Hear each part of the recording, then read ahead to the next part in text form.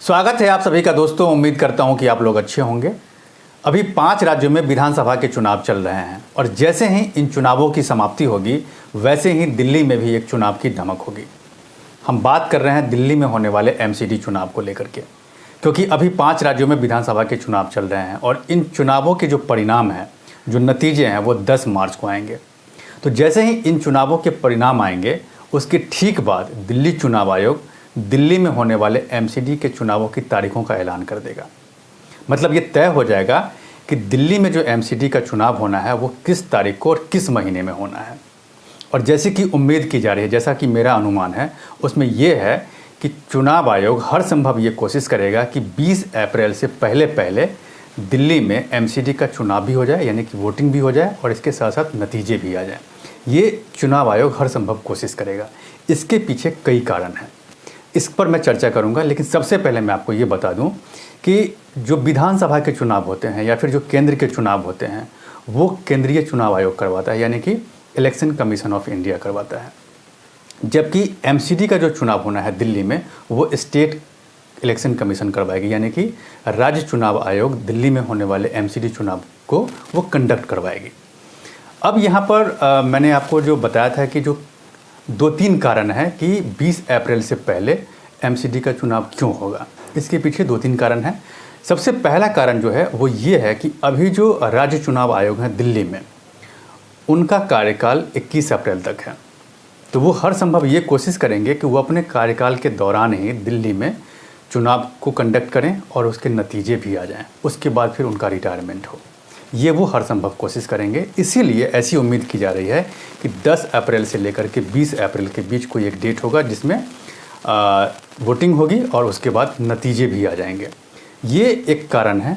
दूसरा जो कारण है वो है एग्ज़ाम्स के, यानी कि जो 10वीं और 12वीं के जो एग्ज़ाम्स होने वाले हैं दिल्ली में उसको लेकर के, क्योंकि इलेक्शन भी जो होंगे यानी कि वोटिंग भी जो होगी तो वो स्कूल में ही होंगे। दिल्ली में जितने भी स्कूल्स हैं उन्हीं स्कूल्स में इलेक्शन को कंडक्ट किया जाएगा। और दूसरी बात यह है कि जब 10वीं और 12वीं के जो एग्ज़ाम्स होंगे तो वो भी इन्हीं स्कूल्स में होते हैं। तो हर संभव चुनाव आयोग ये कोशिश करेगी कि ये दोनों एक साथ टकराए नहीं।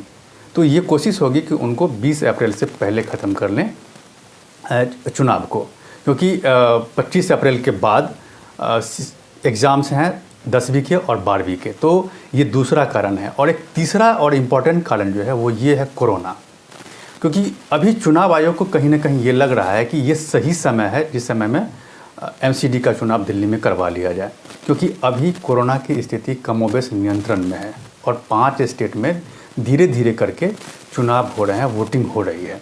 तो चुनाव आयोग को ये लग रहा है ये सही समय है, अप्रैल में हर संभव चुनाव करवा लेना चाहिए, क्योंकि अप्रैल के बाद पता नहीं कोरोना की स्थिति क्या होगी, बढ़ सकते हैं या फिर उसके केस घट सकते हैं, तो फिर समस्या हो जाएगी।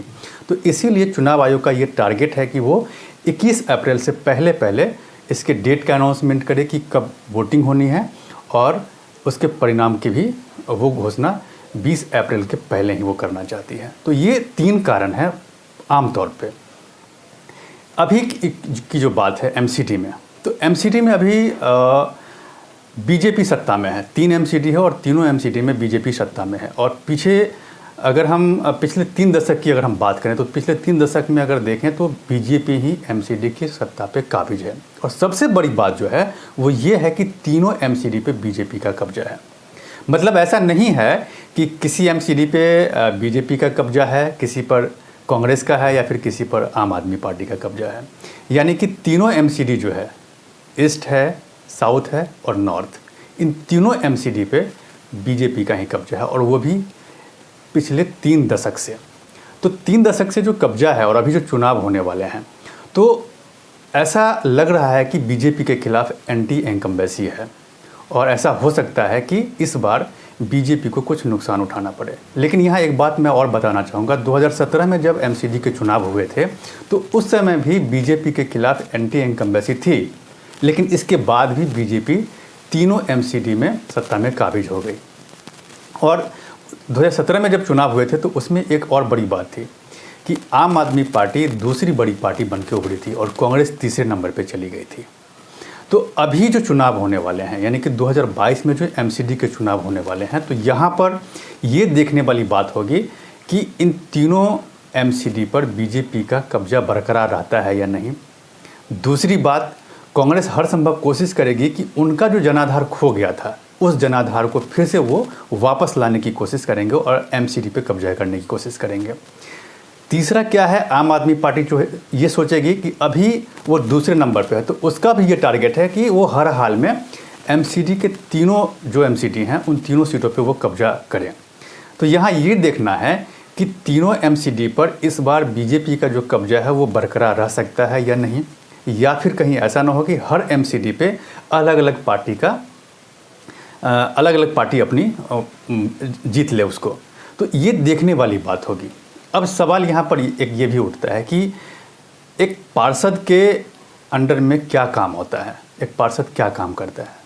तो देखिए, एक पार्षद के अंडर में बहुत सारे काम होते हैं जो आम आदमी से जुड़े होते हैं, क्योंकि पार्षद का जो कनेक्शन है वो आम आदमी के पास ही है और इनका काम अपने इलाके की गलियों को, मोहल्लों को ठीक ठाक करना है, उसकी सुरक्षा को लेकर के ही काम होते हैं। तो आमतौर पे इसमें क्या होता है कि पार्कों की सौंदर्यीकरण कराना, पार्कों में पौधे लगाना, पार्कों में फूल लगवाना, ये इनका काम होता है। इसके साथ साथ लाइटिंग की व्यवस्था करना या फिर जो सड़कें हैं उसको दुरुस्त करना, नालियों को दुरुस्त करना, इसके साथ साथ इलाके में डस्टबिन की व्यवस्था है या नहीं उसको देखना, गंदगी कहीं पर जमा नहीं है उसको देखना, मतलब इन सब चीज़ों को, यानी कि साफ़ सफाई जैसी व्यवस्था पर उनका ध्यान देना होता है। ये उनका मेन काम होता है। इसके साथ साथ एमसीडी के अंदर में जो स्कूल्स हैं उस स्कूल को भी देखभाल करना होता है कि स्कूल्स की व्यवस्था ठीक है या नहीं, वहाँ पर सुचारू रूप से काम चल रहा है या नहीं, ये भी देखना होता है। इसके साथ साथ क्या है कि एमसीडी के अंतर्गत एमसीडी के अस्पताल भी हैं, तो उस अस्पताल का भी उनको देखना होता है कि उस अस्पताल की व्यवस्थाएं ठीक है या नहीं। इन सारी चीज़ों पर, यानी कि जो आम आदमी से जुड़ा हुआ जो चीज़ें हैं, जो मुद्दा है, उन सारी चीज़ों को एमसीडी के जो पार्षद है वो उनके अंडर में आता है। तो इन्हीं पर उनको काम करना होता है। अभी क्या है कि लगातार 3 दशक से बीजेपी दिल्ली की एमसीडी पे काबिज है और तीनों एमसीडी पर उनका अपना कब्जा है। तो इनके खिलाफ एंटी इनकम्बेंसी है और कहीं ना कहीं बीजेपी को भी लग रहा है कि इस बार उनको तीनों पर कब्जा वो कर पाएंगे या नहीं, ये उसके लिए भी असमंजस की स्थिति बनी हुई है। और दूसरी बात, एंटी इनकम्बेंसी के चक्कर में ये लग रहा है कि कहीं ऐसा ना हो कि दूसरी जो पार्टियां हैं, यानी कि आमतौर पे आम आदमी पार्टी और कांग्रेस है, वो कब्जा कर लें। तो ये यहाँ पर इस चुनाव में ये चीज़ ज़रूर देखने को मिलेगी। इसके साथ साथ अगर हम बात करें तो अरविंद केजरीवाल की अगर हम बात करें तो अरविंद केजरीवाल को लेकर के मैं ये कहना चाहूँगा कि 2020 में विधानसभा का चुनाव हुआ था, दिल्ली विधानसभा का चुनाव, और अभी 22 में एमसीडी का चुनाव हो रहा है। तो एक तरह से ये देखा जाए तो इनका ये मिड टर्म है, यानी कि बीच में है। तो यहाँ पर ये देखना होगा कि अरविंद केजरीवाल को कितनी कामयाबी मिलती है, उनको ज़्यादा से ज़्यादा सीटें मिलती है या नहीं, या फिर वो किसी एक एमसीडी पे कब्जा करने में कामयाब होते हैं या नहीं, या फिर तीनों पे होते हैं या नहीं। इससे ये तय होगा कि आगे उनकी राह कैसी है, कितना वो आगे बढ़ रहे हैं। और अगर उनके खिलाफ अगर जाएगा तो यहाँ पर उनको समझना होगा कि उनकी जो नीतियाँ हैं कहीं ना कहीं पब्लिक उनको नेगलेक्ट कर रही है। तो ये यहाँ पर देखना होगा। दूसरी बात यह है कि कांग्रेस के लिए क्या है कि वो लंबे समय से एमसीडी में नहीं है, तो वो हर संभव ये कोशिश कर रही है कि ज़्यादा से ज़्यादा सीट करके एमसीडी पर कब्जा किया जा सके। तो ये सारी चीज़ें हैं और ऐसी उम्मीद की जा रही है कि चुनाव आयोग हर संभव ये कोशिश करेगा कि 20 अप्रैल से पहले दिल्ली में एमसीडी का चुनाव का अनाउंसमेंट कर दे, ताकि वोटिंग भी हो जाए उनके सामने में और उसके बाद काउंटिंग भी हो जाए। तो इस पर जो है मेरी नज़र बनी हुई है, आप मेरे साथ बने रहिए। और अब तक अगर आपने मेरे इस YouTube चैनल को सब्सक्राइब नहीं किया है तो प्लीज़ इसे सब्सक्राइब कीजिए, लाइक कीजिए, शेयर और कमेंट ज़रूर कीजिए। धन्यवाद।